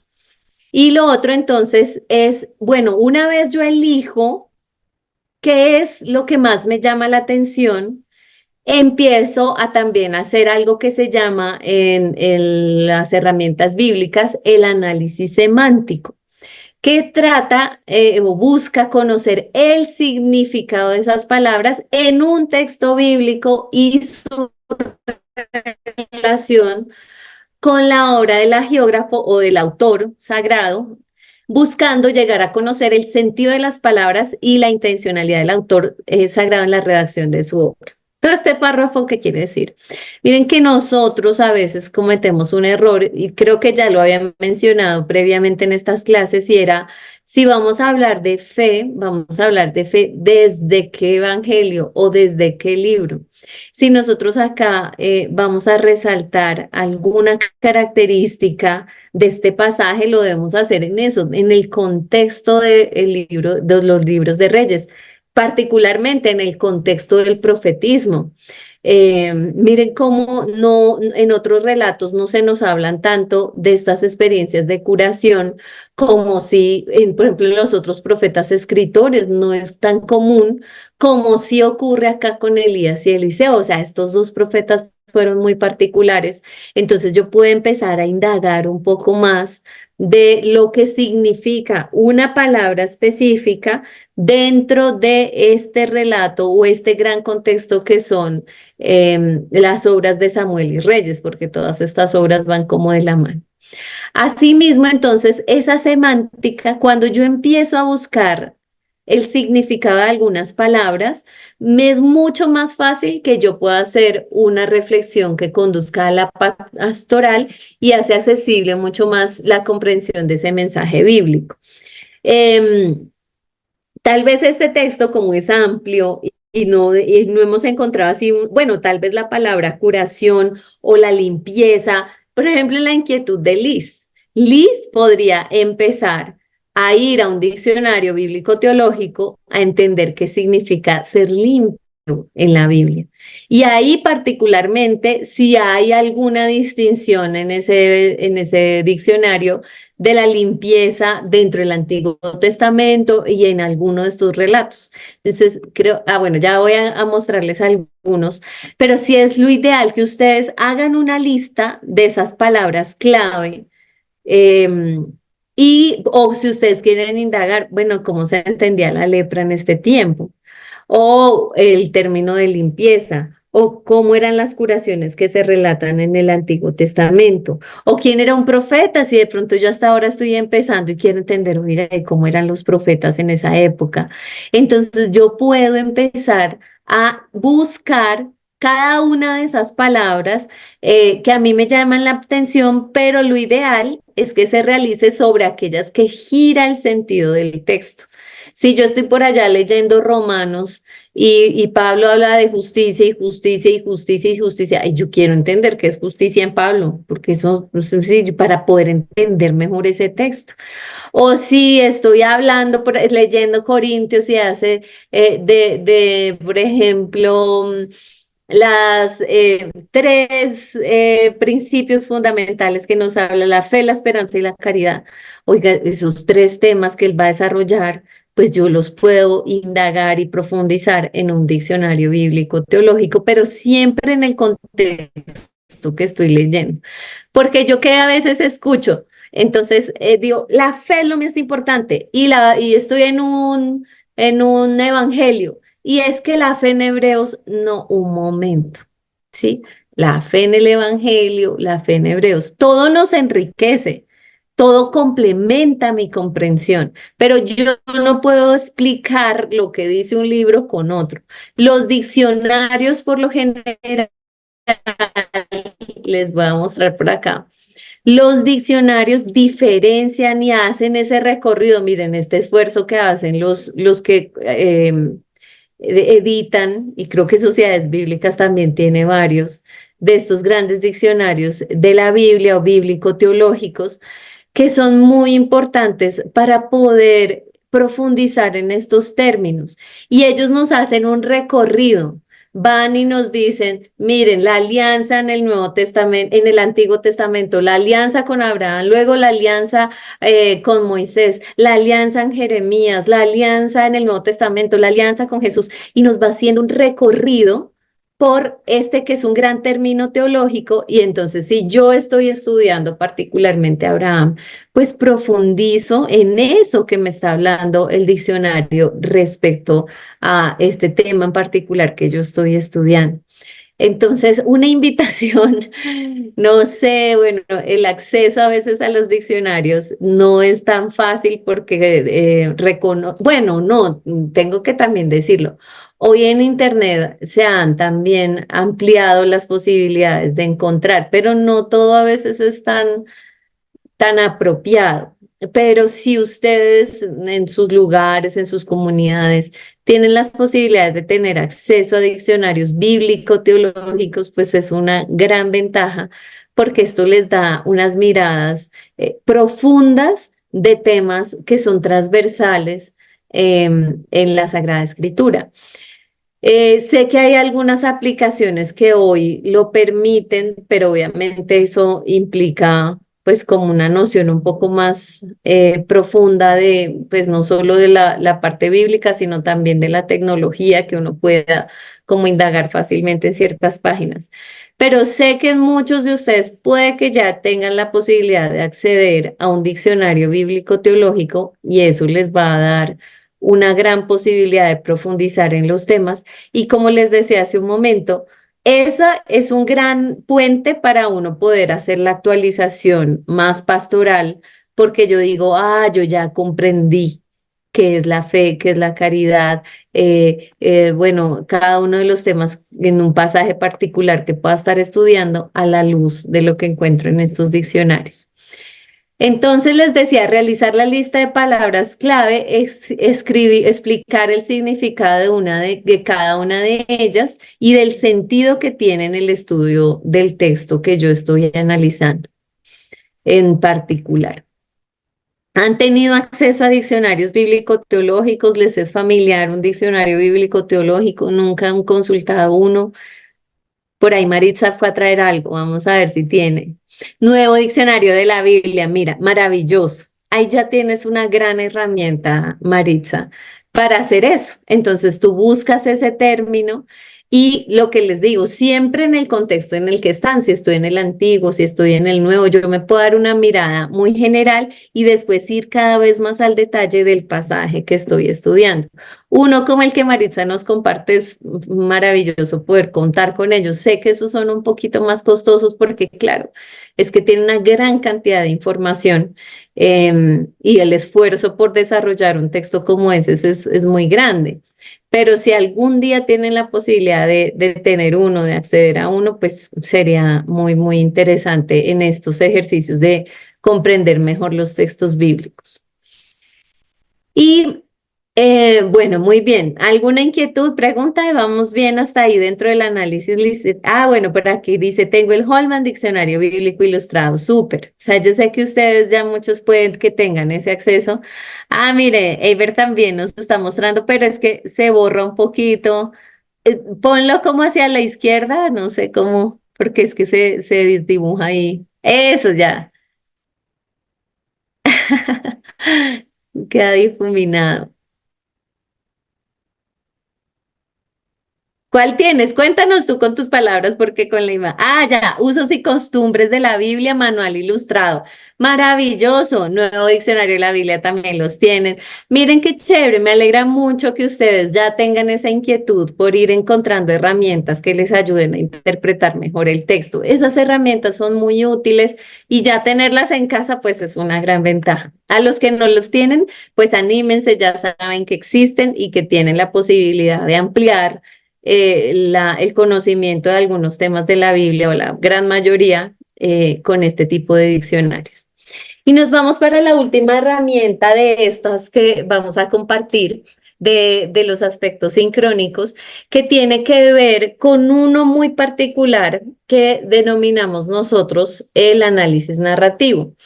Y hacemos una profundización en este por dos razones. Uno es que la gran mayoría de textos de la Biblia son narrativos, son historias o relatos. Y pues obviamente esa gran mayoría de textos es a la que nosotros nos vamos a acercar y vale la pena tener elementos para poderlos estudiar mejor. Pero el segundo es porque esos son los textos que más nos sirven para el trabajo con niños. Sí, con los niños pues no, generalmente no vamos a ir a estudiar, bueno, un discurso de Pablo sería un poquito complejo, o por allá una ley en el Levítico, sí, no son los textos que generalmente vamos a utilizar con el estudio para los niños. En cambio, los relatos, los que nos cuentan historias, miren que los niños están muy familiarizados con este género literario porque les compramos cuentos, porque les compramos libros donde les narran muchas historias y de esa forma ellos se van acercando a la literatura. Entonces, para nosotros también va a ser este género el que más va a ser interesante, fácil, accesible para usar con los niños. Y en este caso, entonces, vamos a hacer como una ampliación del análisis literario en uno muy particular, que es el narrativo. Por aquí, ahorita en el chat, hace un ratico, alguien comentaba de otro que nos hablaba de unas estructuras concéntricas y ese es otro tipo de análisis que se puede hacer a los textos que implica tener un poquito más de herramientas. Pero el que más nos sirve en este momento es este del análisis narrativo. Entonces vamos a profundizar en qué es el análisis narrativo que hace parte de esta comprensión literaria de la Biblia. Y en este caso podemos entonces mencionar que el texto bíblico, como cualquier texto, pues se presta para varias lecturas y ninguna pretende ser buena o excluir a la otra, por la sencilla razón de que cada lectura tiene su búsqueda propia. En esto hago alusiones porque a veces muchos solo queremos ver de cierta forma el texto, que nos lo presenten o nos lo expliquen de una sola manera, pero no, la Biblia tiene múltiples sentidos y cada uno de nosotros como lector se puede acercar de una forma. Y una es esta, la del análisis narrativo. Entonces, toda la lectura se define por la pregunta que dirige al texto. Y eso quiero que lo tengamos presente. Tenemos una reunión de niños adolescentes. Vamos a elegir este texto del segundo libro de Reyes. Hay una pregunta que nosotros queremos resolver. ¿Qué es esta inquietud? ¿Qué es lo que les queremos transmitir? ¿Qué es lo que queremos responder con el análisis de este texto? Es algo que surge en nosotros, que tiene también, como nosotros vamos a ser quienes difunden un mensaje, una intención, algo que vamos a querer comunicar. Y partiendo de eso es que nosotros empezamos a hacer un análisis. Si Eiber estuviera profundizando en esto de las formas de comunicar, miren cómo él empieza a detectar que hay carta, que hay oralidad, que la autoría de la carta, que sí. Entonces, esa es una. Ahorita Liz y Maritza vieron otra, el orgullo, el ego. Hay otra mirada, otra intención. Cada uno puede tener una, que es eso que tenemos nosotros como interés al acercarnos a un texto bíblico y que vamos a querer desarrollar. Entonces, en este caso, miren, hay un emisor, en el caso de la Biblia particularmente, y un receptor, que son todos los que nos acercamos a leer el texto. Que ese mensaje que está en la mitad, que es eso que se quiere comunicar, está en un contexto y también tiene un código, una forma en la que se nos dio a conocer. Entonces, esto que hemos hablado antes de los distintos contextos, responden a esa pregunta de qué dice el texto, en qué tradiciones se basa el autor y a quién destina su escrito. Se trata de reconstruir históricamente el contexto al que remite el texto. Si ven, todo lo que vimos en la clase pasada responde a eso que está en la parte superior, que es el contexto, pero que ese mensaje va en un código, en una forma, y es que se pregunta qué efecto yo quiero que el texto produzca en el receptor. Y miren lo que dice Eiber, hay que decodificarlo, sí. Hay una intención. Yo quiero que la gente cuando lea esta Biblia y este pasaje específico se anime, por ejemplo, en este caso, a ayudar incluso al extranjero, como fue la actitud de esta niña y también la de Eliseo. Entonces, al que no comparte lo mismo que yo pienso ni lo mismo que yo creo, pero que está necesitando de esa misericordia en ese momento. Entonces, la investigación se interesa por la forma en la que el emisor comunica su mensaje al receptor y versa sobre esa configuración que permite que el mensaje alcance un efecto. Miren que todo el análisis narrativo es un aspecto amplio de los métodos sincrónicos. Dices, ¿qué efecto produce el texto? Es lo que se pregunta. Miren, ya estamos dejando atrás todo el tema contextual para decir, bueno, ya tengo el texto tal y como está, ahora, ¿qué es lo que produce en mí cuando lo leo? O yo leo un salmo y siento ánimo, o yo leo un salmo y me siento identificado, porque ese mismo sentimiento yo lo puedo estar experimentando. Entonces, esa es la intención del análisis narrativo, analizar el efecto que el texto tiene sobre quienes lo leemos, que es distinto, miren, a lo que veníamos estudiando anteriormente. Entonces quiero hacer un ejercicio por fuera del texto bíblico, pero para que más o menos entendamos de qué se trata el análisis narrativo.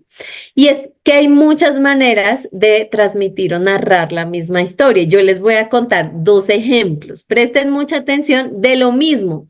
Todo es un mismo acontecimiento. Detrás tenemos el mismo acontecimiento, pero vamos a ver cómo se comunica para ver esto que les acabo de decir, qué efecto causa en mí el leer el texto de cierta forma. Y esto con los niños es fundamental.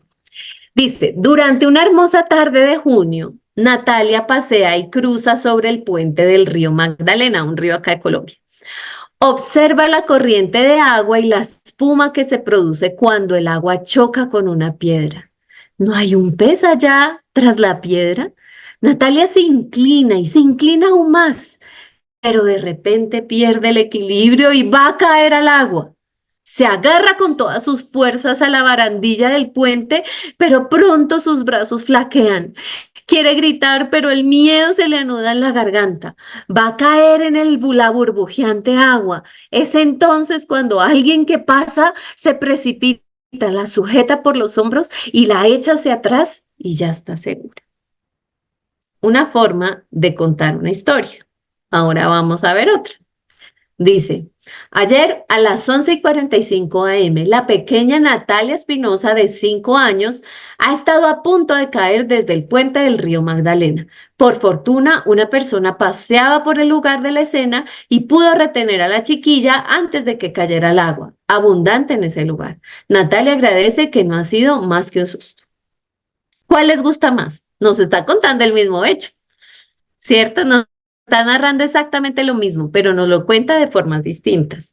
¿Qué ven? ¿Qué detalles? ¿Qué diferencias? ¿Cuál les gusta? La primera, por todos los detalles. La ¿Qué primera. hacen esos detalles en ti, Tichi? Y a mí, por ejemplo, me puede trasladar en ese momento. Es como que yo estoy experimentando eso y puedo sentir el miedo, el susto de ella en que se va a caer, no se va a caer. Entonces, transmite, esa es la palabra, puede transmitirnos lo que siente esta persona, esta historia, y también lo podemos transmitir en los chicos, que nosotros tenemos que tener una historia así bien hecha para transmitir el mensaje. Ah, ok, muy bien, Tichi, muy bien. ¿Quién más? Liz dice, me gusta el 2. Rocío dice, la primera entonación es más sentida, crean curiosidad en los niños y adultos, estimulan emociones y sensaciones.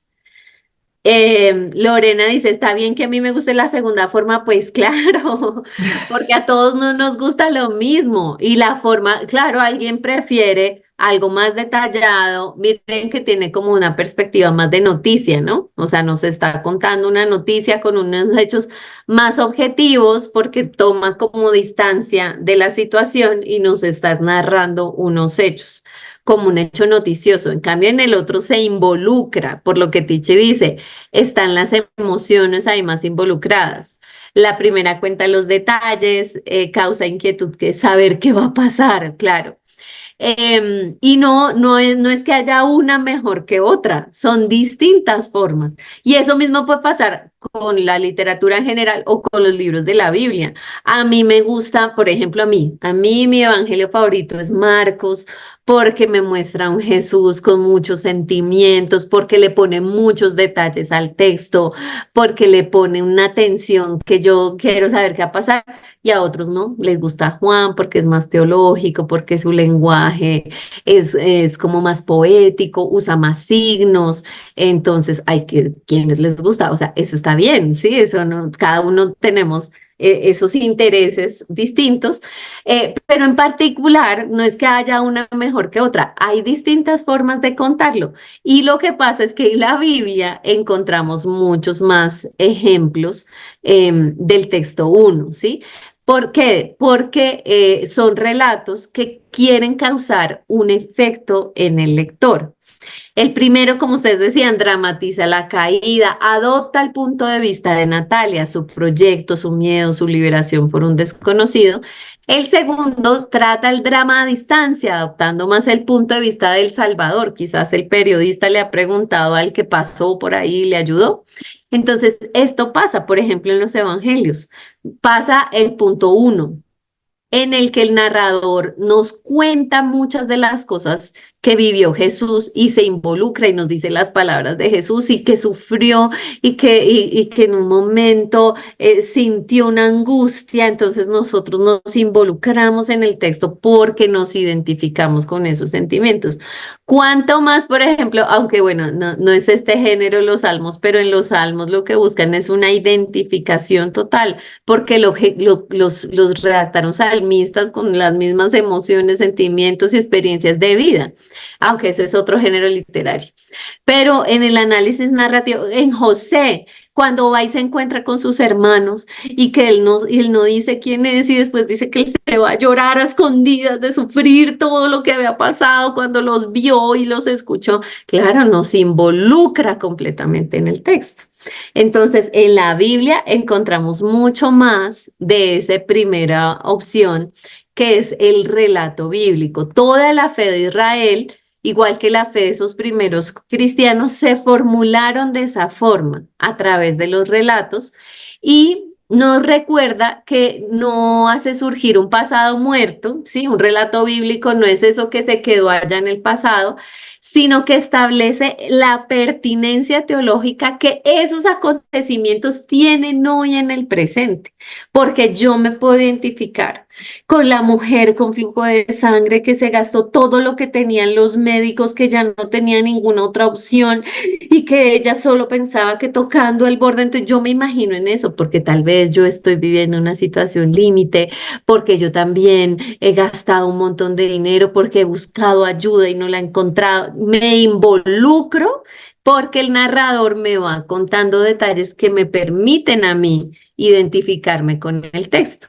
Entonces, la narratividad ha sido ese vehículo literario del mensaje de salvación, la forma en que Dios se ha querido comunicar y que se nos transmitió fue a través de esa narración de historias, porque ellos creen en un Dios que se revela en la historia y así quedó consignado en la escritura y así nos ha transmitido a nosotros. Entonces, por eso nosotros al leer los textos nos seguimos identificando y sintiendo que también nos habla a nosotros, porque esa fue la intención de comunicar cuando el autor se lo propuso.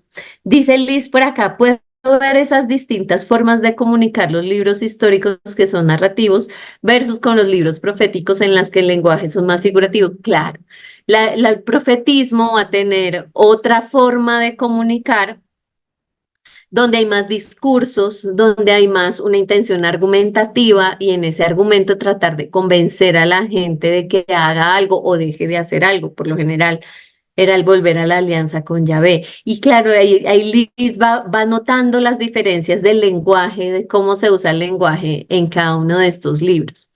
Una de las herramientas que tenemos en el análisis narrativo que es muy pertinente para trabajar con los grupos de los niños y adolescentes es el análisis de personajes, porque allí yo puedo empezar a ver detalles y características que nos lleva a profundizar en la enseñanza que tiene el texto bíblico.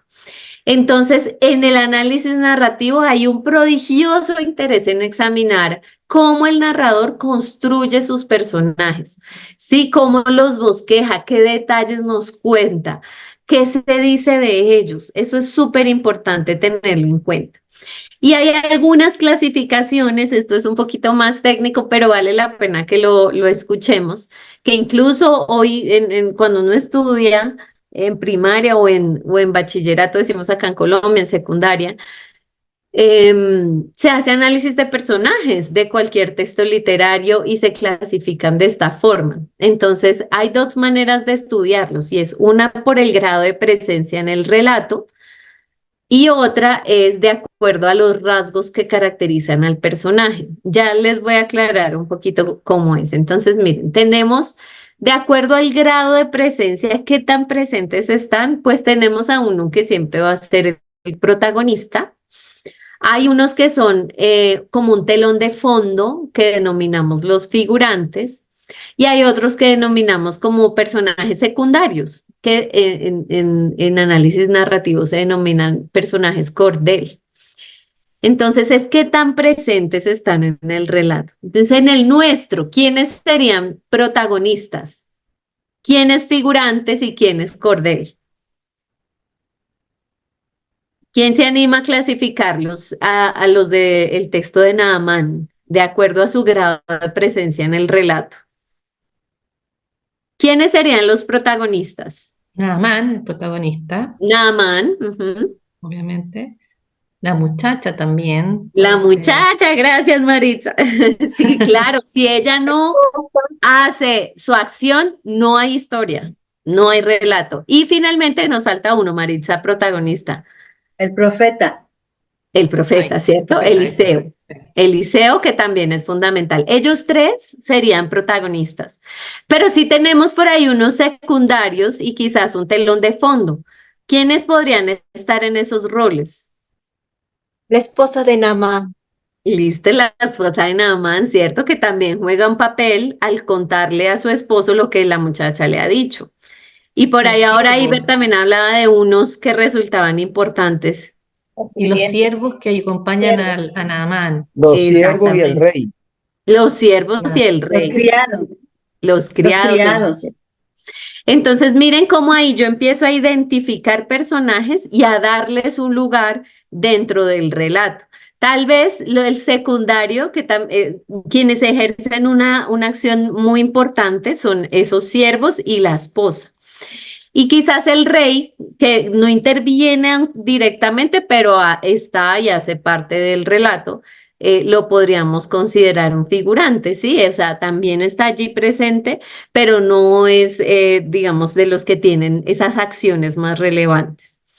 Y también los vamos a reconocer por los rasgos.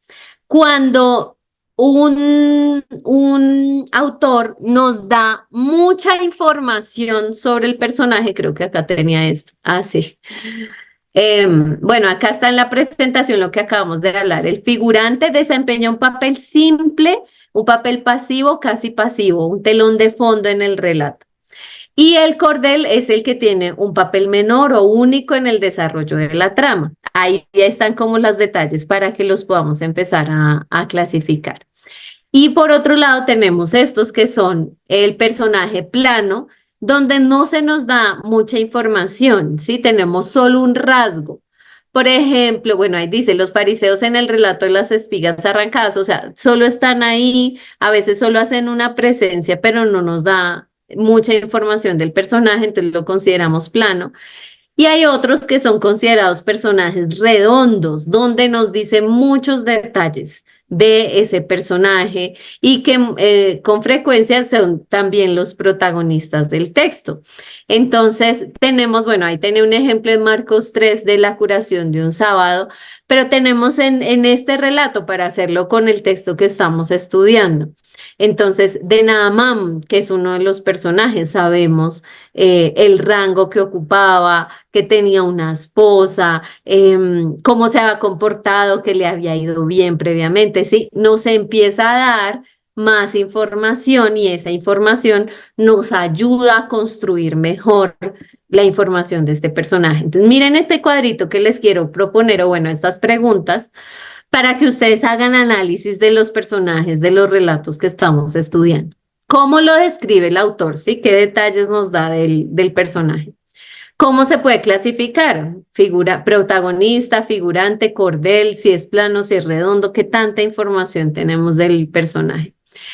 Pero algo que es interesante, ¿qué relaciones tiene con otros personajes? Si la niña con quien establece relación, en ese caso, solo con la mujer de Naamán. Si Naamán ni siquiera tiene un trato directo con ella, solamente a través de su esposa, y ahí empezamos a hacer análisis. Sí, porque no se hace ese contacto. O el de Eliseo, que ahora Maritza nos ponía también en evidencia. Está la relación entre Naamán y Eliseo. Él quería un contacto que no se le dio. Solamente fue a través de la palabra. Y en ese análisis entre cada uno de los personajes, pues también podemos sacar pues mucha información y grandes conclusiones respecto al texto. ¿Qué luchas? Ahora con otro grupo estoy estudiando relatos de vocación precisamente, entonces es súper interesante ver las resistencias que muchos personajes bíblicos ponen al llamado, entonces que Jeremías por su juventud, Moisés en la forma de hablar, bueno, cada uno tiene unas luchas personales, o la mujer con flujo de sangre, y si lo logro, pero no lo debería hacer, pero lo intenta, ¿sí? Cada uno tiene una lucha, algo que tiene que enfrentar para que se dé el desenlace en la historia, entonces, ¿qué lucha se enfrenta?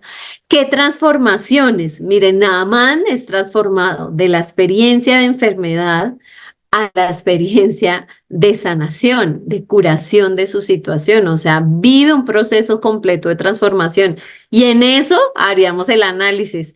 del ego, de su orgullo, de ocupar su lugar, de reconocimiento. O sea, miren cómo pasa por distintas etapas para que de la enfermedad a la curación venga una experiencia de transformación total a lo largo del relato.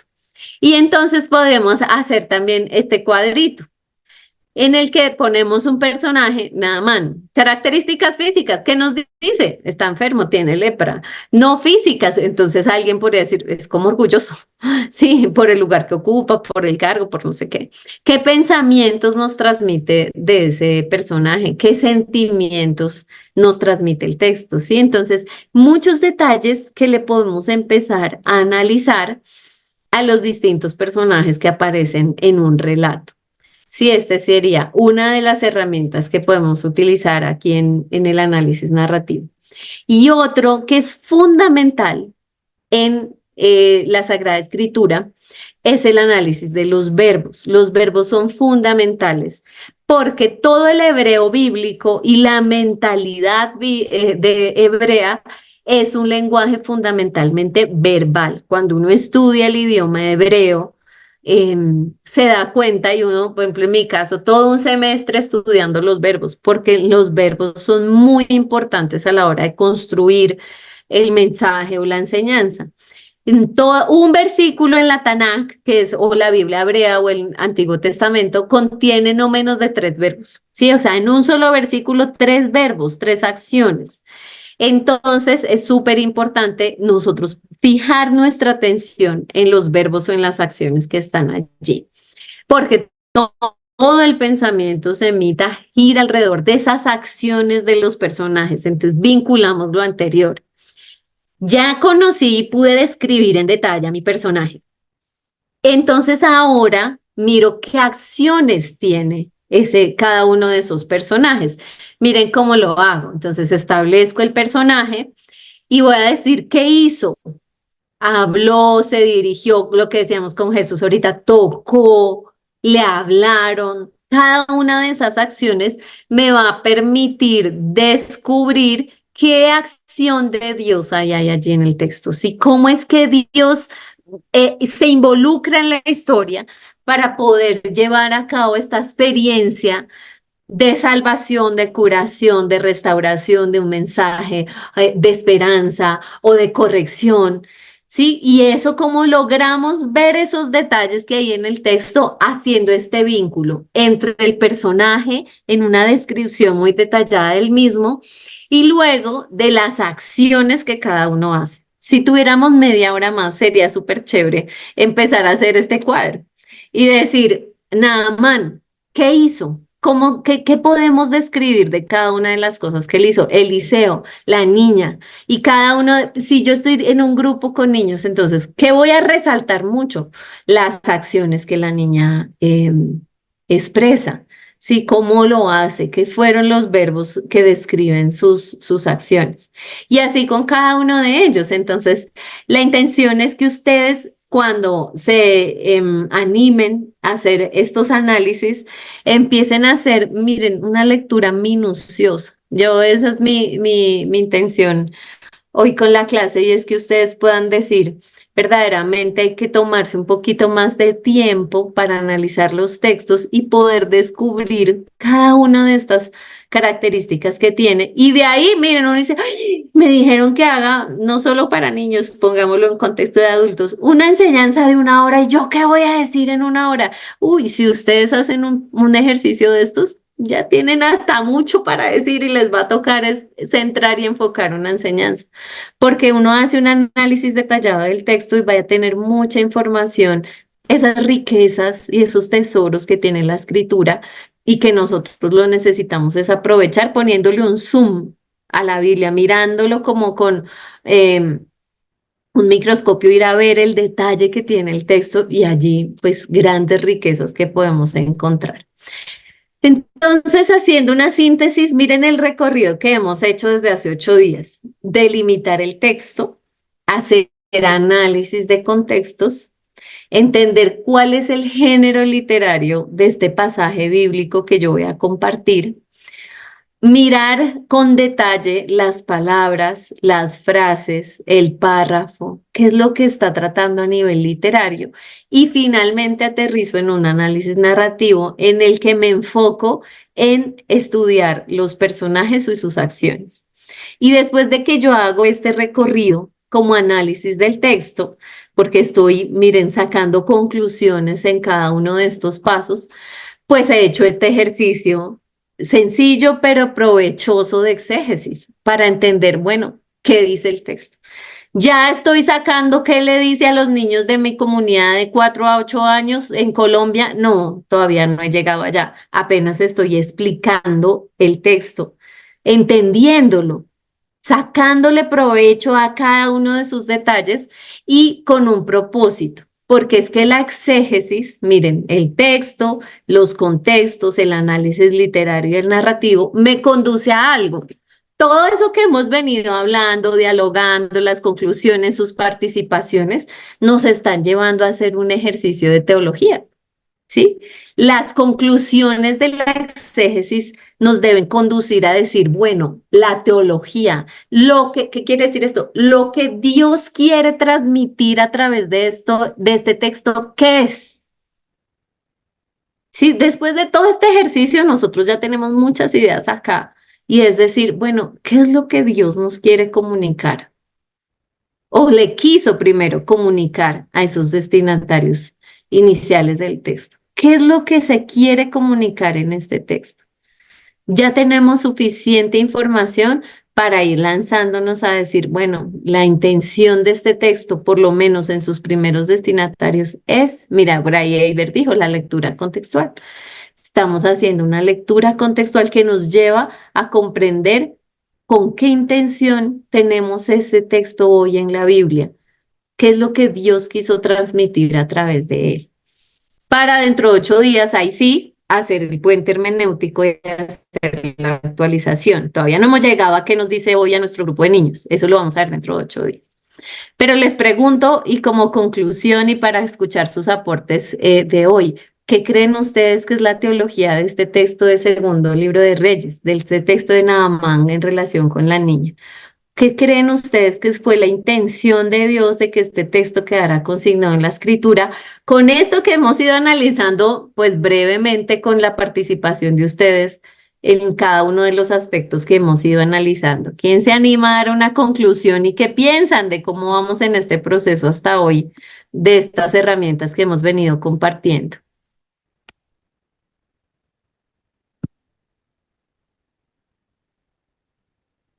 Liz. Sí, maestra, por lo pronto lo que podría rescatar de qué es lo que el Señor quiere que en todo caso o mostrar en este texto, primero que primero la misericordia de Dios no solamente era para con su pueblo, sino que también para todo aquel que creía que sí, Dios podía hacer algo con ellos, pero también nos muestra que por el lado de la niña, que justamente que el Señor puede usar a agentes tan pequeños para lograr lo más grande. O sea, porque muchas veces nos fijamos en los protagonistas, nos fijamos en el mensaje, no sé, en aquel que tiene más poder o más relevancia, pero nos damos cuenta en diferentes lecturas que siempre hay un personaje menor que está ahí incrustado, pero que su participación fue más bien el canal para que se dé todo lo demás. Entonces es como que, que podamos ver que todos nosotros de una u otra manera podemos ser de bendición y que podemos ser parte de algo grande y no necesariamente tenemos que sentirnos mal por no ser el protagonista o por no ser aquel final, sino que somos ese canal o somos ese medio. Por ambas partes pude ver en esta lectura, por lo pronto, estos 2 puntos que sí me interesó mucho. Muy bien, muchas gracias, Liz, por tu aporte. Janet Maribel Barahona. Sí, profesora, yo lo que también muy similar que dijo mi hermana, Dios no hace acepción de personas y siempre se da a conocer. La niña fue un instrumento, no le limitó su edad ni la circunstancia en la cual ella estaba, ¿no? Ella siguió confiando en Dios y testificó no estaba en una actitud de lamento y tal vez yéndose en contra de Dios, sino al contrario, testificó, ¿no? Y justamente le direccionó mediante al profeta para que pueda encontrar la sanidad, ¿no? Su amo. Eso Muy podría bien. compartir.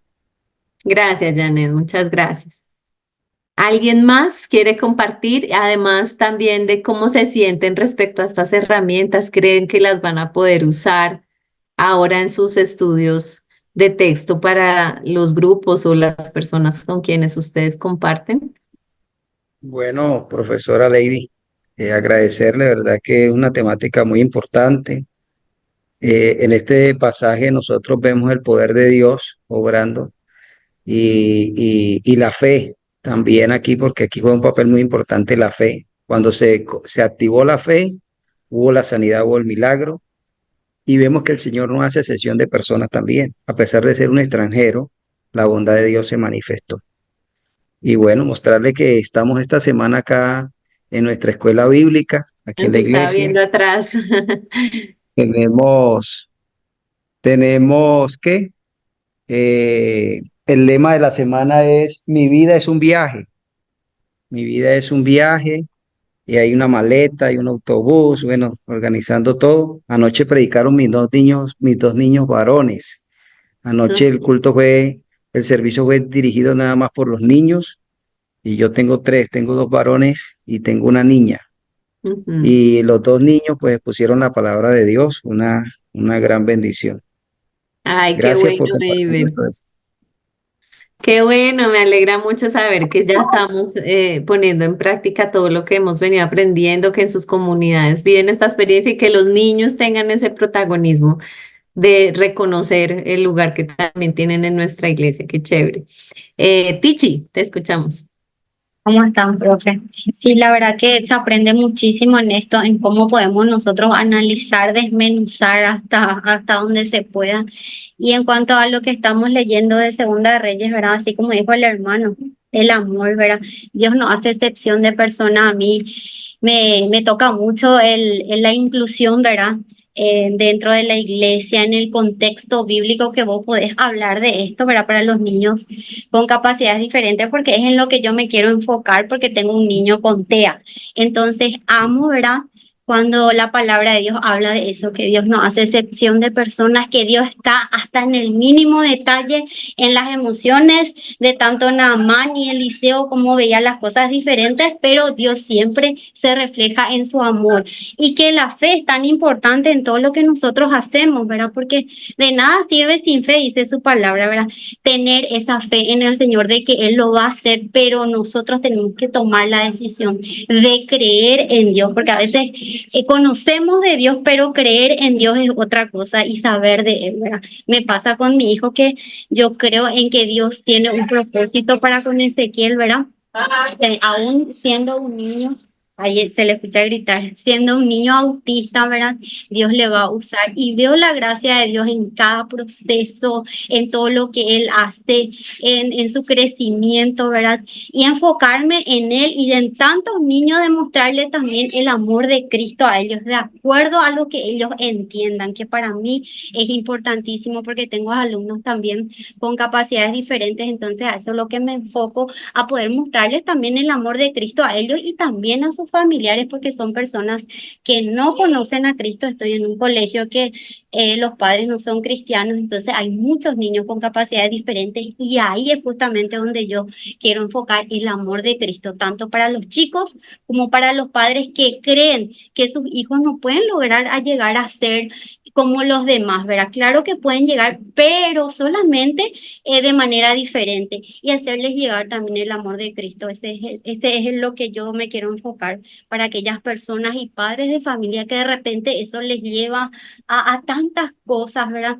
Yo me siento, o sea, siento lo que ellos sienten, pero yo le tengo al Señor que es diferente. En cambio, ellos vos le ves personas hasta les crea ansiedad, depresión, ¿verdad? En que ellos creen que no van a poder, pero mostrando el amor de Cristo que sí se puede.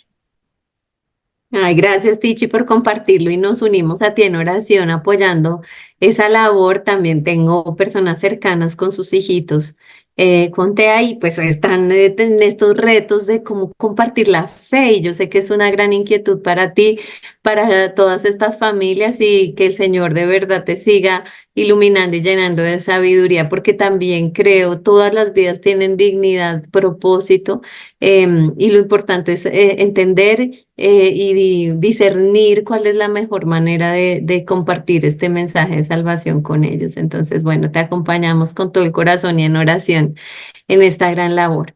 Bueno, el tiempo se ha terminado, pero le damos gracias al Señor por esta oportunidad que nos dio de encontrarnos y les invito entonces de nuevo a participar en el foro, allá hay preguntitas, ojalá para que podamos interactuar en estos días y seguir profundizando en estos temas. Dentro de 8 días sería nuestra última sesión, que es esa última parte, la actualización del texto, pensando específicamente en el contexto de niños, niñas y adolescentes. Un abrazo y el Señor les siga bendiciendo.